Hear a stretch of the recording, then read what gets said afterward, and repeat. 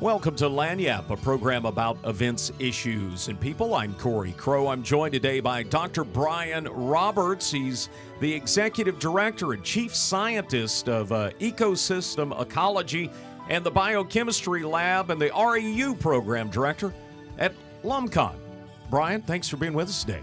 Happy to be here. Well, first, let's start here. Folks in North Louisiana may not know. What is LUMCON? Well, LUMCON is a very unique organization. It's the Louisiana Universities Marine Consortium. It was created back in 1979 through legislation to promote, facilitate, and conduct research and education collaborations among all of Louisiana's universities, trying to ensure that we have a sustainable coastal and marine environments for the Gulf of Mexico.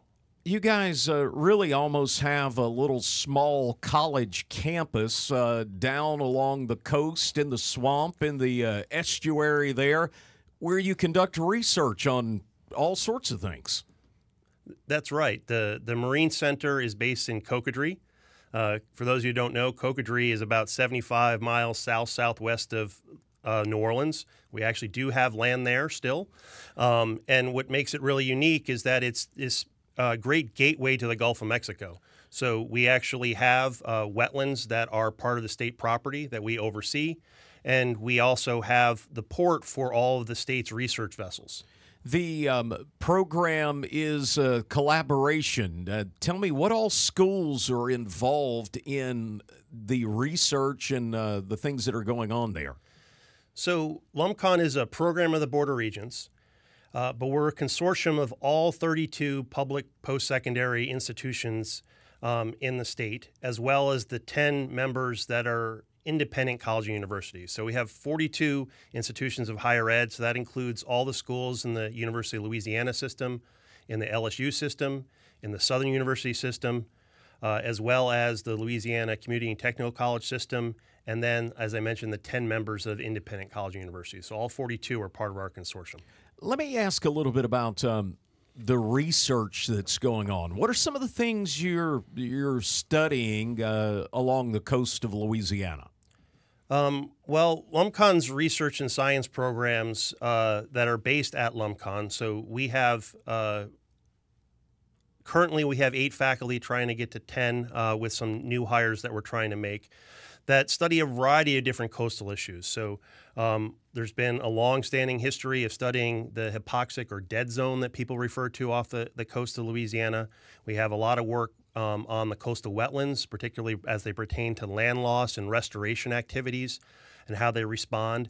But we're not just a biological lab, which is what most people are familiar with. So we do have people that work on different aspects of ecology, but we also have people that work on biophysics, coastal geology, chemistry, biogeochemistry. So we try to take a holistic, integrated approach to solving some of our coastal issues. I lived in that part of the world for a while, and the land loss is staggering when you go back and look at maps and you go, wow, stuff's just missing that used to be on the map.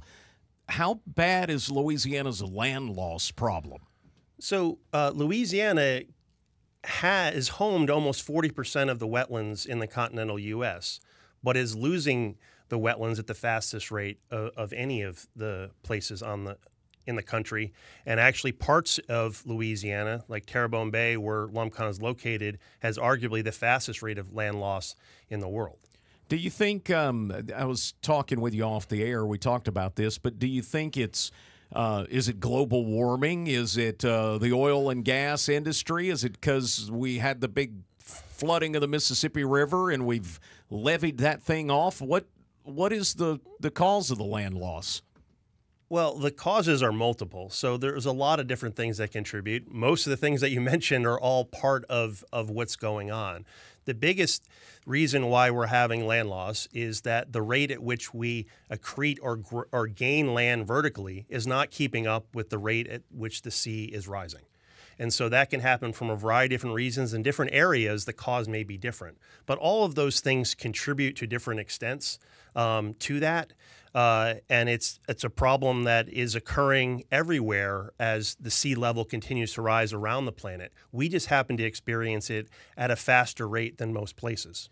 All right, I'm up here in North Louisiana, but I lived in South Louisiana a while, and I know it's a different world down there. Why do people in North Louisiana, why should they care about the research that's going on? Why do we care about land loss way up here? Well, one thing you have to remember is that we're all connected. We're all in the same watershed. So when the rain happens here, it runs off into the bayous. That makes its way down to the coast. So the activities that happen here have impacts down at the coast. But then also that coast provides a lot of important resources for up here. One, it provides a buffer from storm events, but also it's some of the most productive fisheries on the planet. A lot of our culture that people associate with Louisiana has to do with this fishing industry and things of that nature. So really, it's a two-way street. We're all part of the same system. Let me ask you a little bit about why you're up in North Louisiana. What's the purpose of your trip up here today? Well, one of the things is we are this large consortium, and trying to identify students and faculty to be more directly engaged with the activities that we have down in the coast, as well as with other universities. Part of our role is to facilitate collaboration and provide opportunities for people to learn about the coast, as well as a lot of the same problems that we have at the coast are problems that we have here with the environment. So that has a lot of benefit for everyone. Brian Roberts is the executive director and chief scientist at LUMCON, and just last night you told me flooding again got your lobby in the research center.